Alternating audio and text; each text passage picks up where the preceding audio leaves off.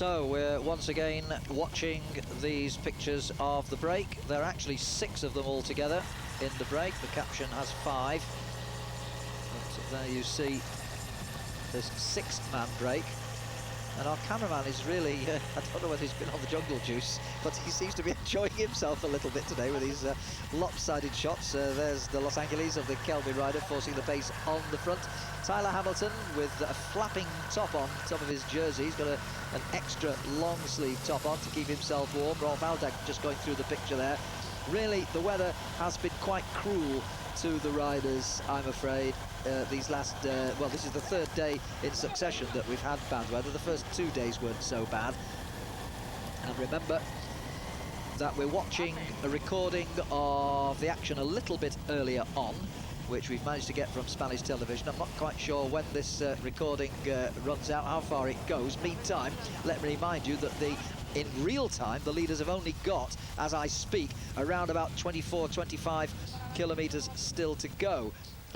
They will, as I speak, be on the climb of the Alto de Azcarate, which they do twice. As we go back to a shot of the finish line, again, lots of umbrellas in evidence. Just look at the road, you can see for yourself just how wet it is. The weather on the continent has not been too kind these last few days. Well, actually, Gent-Wevelgem experienced fairly reasonable weather, didn't it, in Belgium? But as you get a little bit further south, even France, for instance, these last few days, whilst it's been predominantly dry, it's been swept by a very cold northeasterly wind almost all week. Paris and most of France has been really quite cold, but fortunately dry, whereas northern Spain, as you see, has not just had the cold, it's had the rain as well.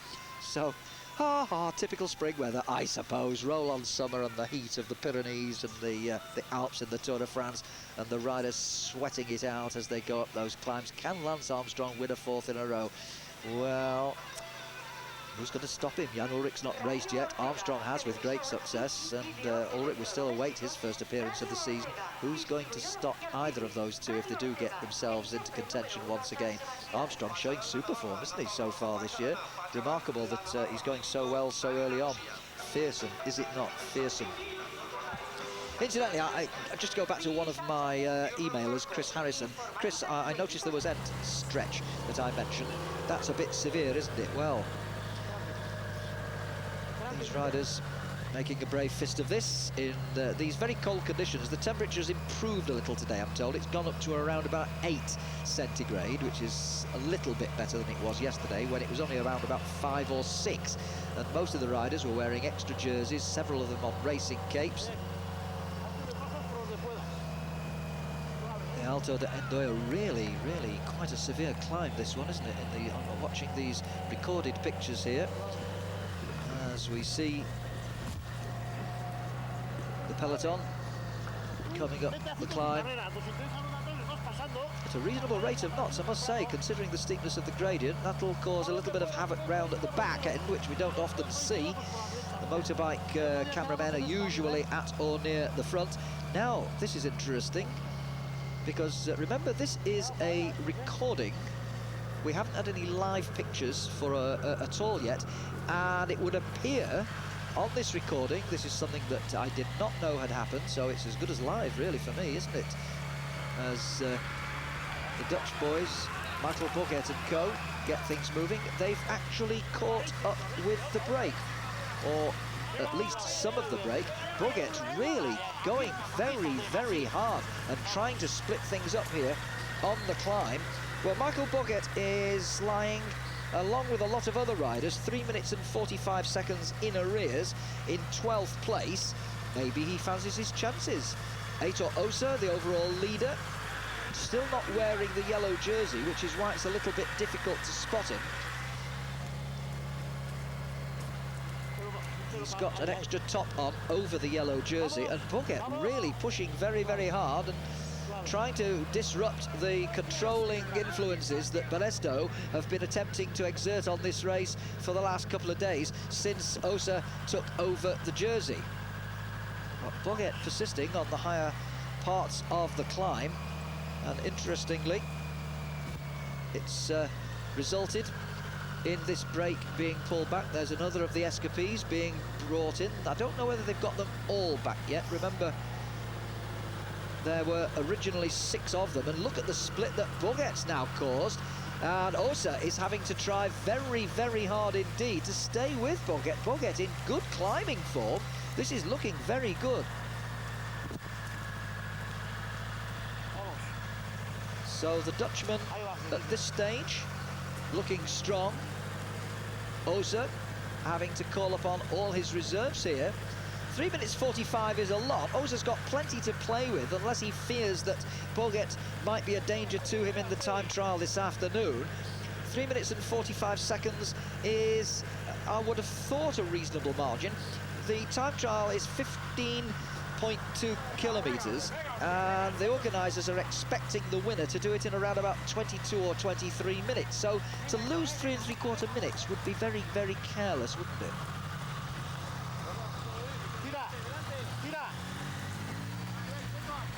Nevertheless, maybe Boget thinks it's worth his while having a go and seeing whether he can gain any time. They haven't quite caught all up. This is Juan Jesus a Los Angeles on these recorded pictures. Whoa! And now, the cameraman's had a bit of a problem all the while, hasn't he? And I'm not sure what happened to him, but now we find the cameraman at the back of the group. And he's somehow going to have to find his way up, but this is a very, very narrow stretch of road. So, what happened there, I wonder? I don't think he quite made it round one of the corners. I told you, it's a risky job they do, and all power to them for bringing us the pictures. Remember that in real time, the riders are well within the last 20 kilometres of the race, as we are still watching a recording of the riders, the peloton, catching the original breakaway on the climb of the Alto de Endoya. Well, they've gone over that one now and heading towards the next one, which is the Alto de Azuki. 6 categorized climbs in just 94 kilometers of racing. 2 of them first categories, and the other 4 all second categories. So some tough climbing. And remember that the riders have then got to ride on their own against the watch this afternoon, starting at 3:30 Central European time, 2:30 in the UK, over a very hard 15.2 kilometre time trial course. This race has traditionally ended with a time trial, started with road stages and then a time trial at the end. We're still waiting for further news of where the race really is as we watch these recorded pictures again. This Basque country, very, very hilly. Remember, we're very close to the coast as well, very close to the coast indeed, only just a kilometre or 2 to their right as we're walking to the riders, down to their right-hand side, and you've got the Bay of Biscay. Can't see much of it, can you, in this weather? Dear, oh dear, oh dear. One of the Mappy boys having a dig, stretching them out. Oh, now, Cadel Evans is a very, very interesting rider. Cadel Evans has had some good results already this season. A former mountain biker, he's changed his objectives, and he rode very well in the Tour Down Under. He won a stage, he finished up with the King of the Mountains jersey, and surprised a lot of people with his forceful riding, Cadel Evans. And he's gone on from there to do very, very well in 1 or 2 other races as well. And he's a good climber, Cadel Evans. He came 3rd in the Settimana Internazionale, which is the Italian race otherwise known as the Coppi and Bartali Memorial recently. The overall winner was Francesco Casagrande, who sadly crashed out of this race a couple of days ago. Cadel Evans finished behind Casagrande and Paul Luttenberger, and again took the King of the Mountains and the best young rider. Now, Cadel Evans, let me just check, he's not very far behind on General, but he's one of that group of riders inside 4 minutes on the leader. He's in 18th place at 3 minutes and 55, Cadel Evans. And, well, could he do a time trial this afternoon? Would be interesting, wouldn't it? He's not shown as much of his time trialing skills yet. Maybe this afternoon will be the opportunity for him so to do. Look at the mist down to the right. The sea's down there, let me remind you once again. Oh, just a kilometre or two away. So things have changed a little bit on our recorded pictures. I don't have the up-to-date news of what's happening in real time, with the riders probably within the last 20k now somewhere. They'll have done the 5th climb, the Alto de Ascarati, which they do twice. So they'll have done that for the first time. They've got to go down to El Goibar and then climb it up a second time. So they'll probably be somewhere between the 2 climbs. As we're watching the recording of the riders climbing the 4th of the 6 climbs of the day, the Alto de Azurki, which when they get to the top is 61 kilometres of the 94. Now, this is about the point where we came on air about 3/4 of an hour ago to recorded pictures. So, obviously, we have a technical problem in Spain. We can't bring you the live pictures, and this is Cadel Evans having another go. He's pedaling a nice fast cadence a la Armstrong, and look at the way he's going here. Remember, he's already won 2 King of the Mountains awards this season, and Cadel Evans, the former top mountain biker, is really looking very, very good. Now, if he could gain time here, this would pull him up the GC, obviously, towards the end of this morning's stage. And with the time trial this afternoon, does he fancy his chances of doing a good time trial and gaining something on the general classification? He certainly doesn't lack for initiative. He's got that have-a-go spirit, which I like to see in riders. The guys who are not afraid to have a go. He could yet become a big star, could Cadel Evans. New to the bunches, comparatively that is. Born in Catarina in Australia. He's born on Valentine's Day, for those of you who like to know little snippets of information like that. He was 25 years of age on February the 14th. And look, he's putting distance between now. I'd love to hear over my headphones what the real-time situation is, because remember, we're looking at pictures around about 3/4 of an hour behind real time, if you're still with me. Are you paying attention out there? There might be questions later. This is a recording, and this is Cadel Evans now with the Mappy Quickstep team, and he really is going some, isn't he? And over the top of the Azurki at 61k with just 33 to go. In real time, I wonder where he is. Michael Boquet and Aitor Osa fighting hard to stay within fighting distance of them, with 1 or 2 others for support. Osa's not on his own. He's got company here. At least one of the Euskaltel riders is out there, and so too one of the Jazztels.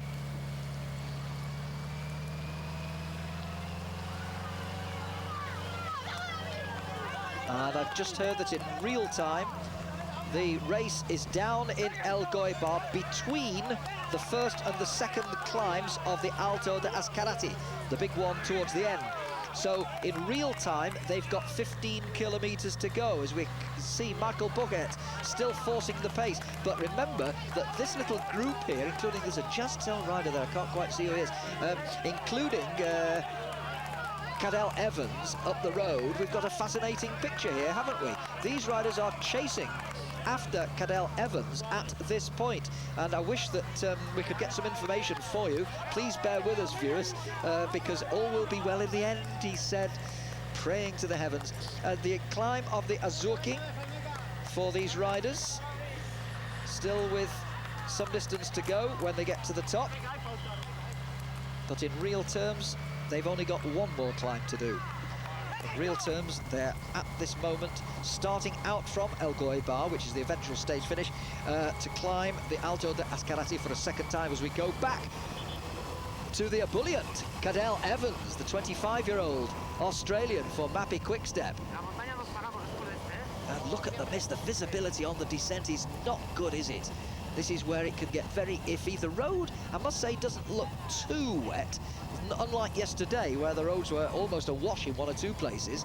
It's just the misty conditions which don't give you much advance warning as to where the sharp bends are coming up, so you've just got to watch yourself here.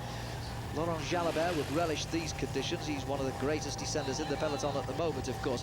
Let's see how good Cadel Evans is at descending. A little bit of dampness on the road there amongst the trees, where the moisture lingers on the roads for some time. Notice that he's got knee warmers on. Quite a lot of the riders are dressed for the occasion, although he's bare-armed at the moment. But protecting his knees from the cold, very sensible, I think. These days, the lycra that we all wear when we're riding our bikes, it's so light you hardly know you've got it on. And yet just that one thin layer I've found since I've been wearing lycra these last how many years it is, I've found quite a difference in the way that I can withstand the colder conditions. Even just that one layer seems to be quite a big protection against the worst of the elements. And when it is cool, I go out with the old arm warmers on, and of course, as you see, the riders, they can push them down to the wrists if they just want to bare their arms and get their arms cooler when the weather does warm up. But they're still there in case they need to just pull them back up again should the conditions get a little bit colder. Thank heavens for the invention of lycra. Yes, I did start racing in my very early days with the old woolly jerseys, which when wet draped either side of your rear wheel, it seemed, especially if you've got anything in the back pockets like the notorious David Duffield jam butties. Oh yes, David, I know. Just a reminder that David will be back in action and full voice on Sunday for you, bringing you all the action from the 100th edition of Paris-Roubaix. And if you're in the UK, British summertime, it's 1 o'clock live for you folks. So if you're out racing Sunday morning or training, get back quickly. 1 o'clock on Sunday morning, 2 o'clock Central European time. That's when we go live with the 100th edition of Paris-Roubaix. Now we see the leading riders going over the top, and notice the Jazztail rider zipping up his that extra top that he's got on as Cadel Evans looms out of the mist in our recorded pictures here, coming off the descent of the Alto de Azzurchi with the thick end of 62-63 kilometres covered at this point. And look how bad it is. The motorbikes have got their headlights on. The spectators seem few and far between, sadly, not surprisingly in the conditions. The spectators are not going to see very much of the riders at all. That fella there saying, maybe it's time to go for a pint. He's not going to see these riders very much at all. They will just appear very briefly out of the mist, and just as quickly they'll disappear again. But nonetheless, there he is, a typical cycling enthusiast, one of many, many thousands, tens of thousands, who love their cycling and will come out in all conditions just to say, ale, ale, dig in, or whatever it is in Spanish, or Basque. And that's his delight of the day. I've been there, I've done that, and I know just how he feels. You've waited for ages, come whatever the weather can throw at you, just so that you can say, oh yeah, I was at the race, I shouted them on just for that moment, I saw these big guys, these big pros come past. Lovely. Yes, that's what you're looking at. Not a lot. Well, there we see a little bit more of the split peloton. It's split under the pressure here in these recorded pictures on the climb of the Alto de Azzurchi. The camera zooming hopefully into the murky distance to see hopefully a few more riders coming down. I just hope that they all come down safely. We haven't heard of any accidents so far. I was amazed that they all got up and down all the mountains yesterday in that appalling weather. Remember, it was a truncated stage yesterday. We lost the first two big climbs, but we got through safely. No major accidents. It's a tremendous credit to all the riders that their bike handling skills are so good. The reactions are so quick. And the brakes these days, the special brake blocks that they have these days for the modern alloy rims are very high-tech to make sure that they stop the wheels, stop the bike safely without grabbing and jerking and locking up the brakes. If the brakes lock the wheels up, then you would be in serious trouble. Anyway, we're going to take a short commercial break. Time for a quick breather, and hopefully we'll be back with some more action after we've gone to our commercials. So stay with us. We'll be back soon. Well, another shot of the finish with the stage 2 hours and 24 minutes old, and I've told that the leaders, whoever they are, because I don't know who's in the lead at this stage, only have about 10 kilometres to go, which means that they must be somewhere up on the heights of the Alto de Azcarate for the second time now. Is it Cadel Evans, or have Boget and Oza and the rest managed to get back up to him, or what? I do not know. And I've noticed, if you look there, you won't see too many umbrellas, so it looks as though the rain has eased off for the moment. Everybody wrapped up quite warm though, aren't they? The temperature for the Spaniards, they prefer it in the upper 20s, don't they? And it's about 8 or 9 at the moment, I'm told. Centigrade, that is, of course. So not particularly warm. Some of the officials coming up to the finish because they will be expecting the leaders to come here within the next 15 minutes. If they've only got 9 or 10k to go, that's going to be, well, in fact, possibly less time than that because it's mainly downhill, so it'll be pretty fast off the top of the last climb of the Ascarati. Only 9k to go at the top, so, well, perhaps no more than 10 or 11 minutes maybe from the top of that climb down into the town again to the finish.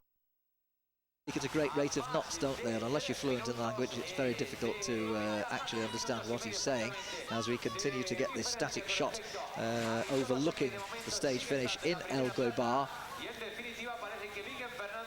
And they can't have much further to go now to the finish. They will be on that descent now off the second climbing of the Alto de Ascarate. Now then, is this a live picture, I ask myself? I would suggest it's got to be. I really can't imagine that we are watching a recording now. There's Bucket, number 31. We've already established, of course, that Evans is up there. Aitor Osa, of course, number 62. David Echeverria is up there once again for the Euskaltel team. And these 5 now, if this is live, they haven't got very far to go to the finish. I'm just waiting to see whether these are in fact live pictures. I'm really not certain at this stage whether we're watching live pictures or simply more recording from a little bit earlier on.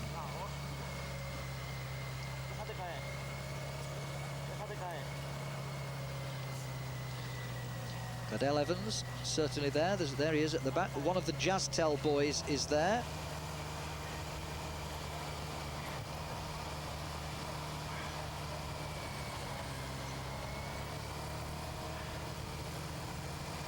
And judging from where they are, I have the feeling that we've gone back to recorded pictures. I think if we were seeing live pictures now, we would, and I've just had confirmation, in fact, that this is still a recording. And they are on the Ascarati. Now, this is on the Ascarati for the first time of asking, not the second time. Remember, in real time, they are already off the top of the second climb and on the descent down to the finish. So we're back to recorded pictures. I didn't think that this was live. If they were live, we'd be seeing them going very fast downhill towards the finish and coming into the town, or towards the town of El Goibar. Anyway, back to Michael Bucket at the front, former Dutch champion. So much hoped of him, and much the Dutch cognoscenti, but somehow not quite fulfilled all their hopes. David Echeverria, on the other hand, often gives the Spaniards cause for celebrations as he takes a top off. Now, where's that finished up? Will it get to the team car, or will some souvenir hunter take it? I don't know, but David Echeverria slinging away the tracksuit top there. Notice how small his frame is. He's one of those little riders, smashing little climber actually, who they have to put their frame number behind the saddle. There's no place for it inside the frame. The frame is simply far too small for it to find a space there. Boget doing a lot of work. He really has forced the pace, but Aitor Osa, I must say, credit to him. He's there he is going through the picture now. Osa has been up to this and he's done a terrific job, I have to say. Now that's the tunnel that they go through between the, just after the top of the Ascarati. Now they do that again in the time trial. They do this again in the time trial this afternoon. That go through that tunnel from one side of the ridge to the other. You'll see them if we get the shots of the time trial live, I hope, this afternoon. You might well catch a glimpse of them going through that tunnel during the time trial. David Echeverria getting himself nice and aerodynamic for the descent on these recorded pictures. Aitor Osa, number 62, keep your eye on him because he is the overall race leader. Even though he's not in yellow, he's got his yellow jersey on underneath his Banesto top. But he prefers to put an extra top on to keep himself a little bit warmer, and I'm not too surprised. I don't blame him one little bit. The weather really has been quite appalling here for the third day in succession. As Aitor Osa concentrates on the task in hand. He knows he's got this hard time trial to do this afternoon. And Cadel Evans, hands up on the tops, but crouching very low over the bars. Back to Echevarria. Gosh, they do take risks, don't they, on these descents? They just tuck themselves in and let it go. And there you see the spectators in the murk, watching more riders go over the top of the Azcarate.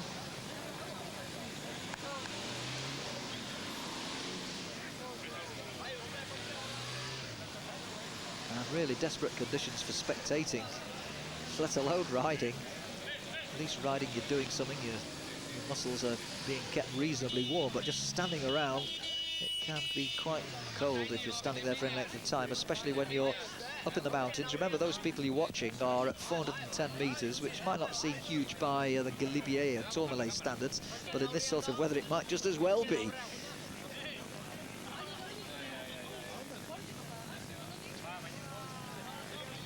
Well, I do apologise for the lack of the live pictures, as the cameraman once again cleans his lens for us. It hasn't made a lot of difference though, has it? Well, I'm as anxious as you are to find out what's going on down in El Goibar, because they are expected there as of now. In fact, they're well behind schedule, to tell you the truth. On the 40 kilometre an hour schedule, which is 25 miles an hour, normally what we work off these days, they should have been at the finish at 12:21 Central European time, of course 11:21 in the UK, and by my watch it's around about 20 minutes to 1, and I'm not even sure that they've quite reached the finish. I think I might have heard if they'd reached the finish proper. In fact, surely Spanish television would have taken us back to that static shot of the finish line anyway for the finishers. Now, was that Abraham Olano just going over the top? I suspect it was. Well, if so, he's lost a bit of ground today. I was thinking that Olano might have been one for the time trial this afternoon. Maybe not. He lost time yesterday. He's now 5 minutes and 12 seconds back on general classification. He didn't stay with the lead chasers after the escapees yesterday. Finished another minute and a half-ish behind the first main group. As we go back to the finish straight, or what bit of straight we can see at the moment, and at least there is a sizable crowd down there in El Goibar waiting for the leading riders to come to the finish. Don't forget that we're live at 5 o'clock Central European time, 4 in the UK on British Eurosport for the time trial. So that's a date which I hope you'll make with us later on today for the final stage of this Tour of the Basque Country, being run off in these somewhat inclement conditions on this occasion. Not for the first time, I must say. They have had bad weather conditions on this race before now, although on the other hand, usually it's nice and spring-like, the sun is shining, but there we go. It's typical northern Spanish weather, I'm told. It can happen just like it happens in Britain. To the finishing straight.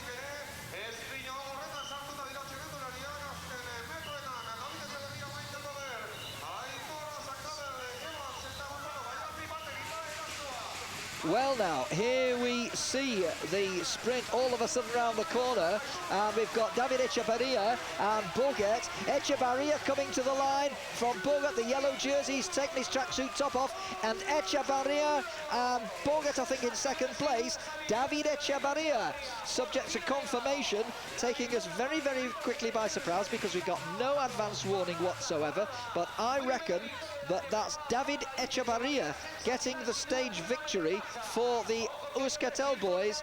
And, well, it was short, it was not so sweet. We could have done with seeing a bit more of that, but we did manage to pick up the actual live sprint finish for you. And that group of 5 riders did in fact stay clear. And it looked to me, oh, is this Mario Arts? That looks very much like Mario Arts coming in just ahead of the Group 4 6th place at 43-44 seconds, and Rolf Aldag, I think it is, in the Telecom colours, just a second or two behind him, but sprinting for the minor places. But you'll notice, I hope you noticed, that Aitor Osa had taken off his Banesto top somewhere in the closing stages, and you did in fact see him crossing the line in the yellow jersey. So that's rather nice that he should have done that. I think we'll find that Boget might just have got second place. We'll perhaps have to have the side-on shot of that, but no doubt for me that David Echevarria of the Euskaltel team has won the stage. And, well, he was lying in fourth place this morning on 3 minutes and 31 seconds behind Osa, and he'll have gained a little bit of time on both Bingen Fernandez in second place and Franco Pellizotti in third. Might have gained some considerable time because we don't know where those two are. He might find himself elevated up into second place when we get the general classification sometime early this afternoon, and of course hopefully a start list for the time trial this afternoon, as we see yet another group coming in, 1 minute and 3/4 in arrears. 2 hours and 40 minutes of racing in very, very difficult conditions for these riders, and as you can see, the 95 riders left from the original field of 152 well spread out along these roads of the northern coastline of Spain as they come into the finish in El Goibar, finishing at 12:28, and they're well down on that. Let's take another look at that. As they came round the corner, it looked as though the yellow jersey on the right of your picture, Aitor Osa, had got this one nicely sewn up. Boget, trying very hard though, had the better line, and Boget at this stage looked favourite, but David Echevarria, very good climber, showed that he's a pretty good sprinter too, and Echevarria even managing a little look round as he forced the pace and took the advantage from Boget and Osa. A slight kick to the right in the road to the finish line, but by this time you see Echevarria has got it nailed. And who was it in second place? Difficult to see. Well, they haven't given us a side-on shot.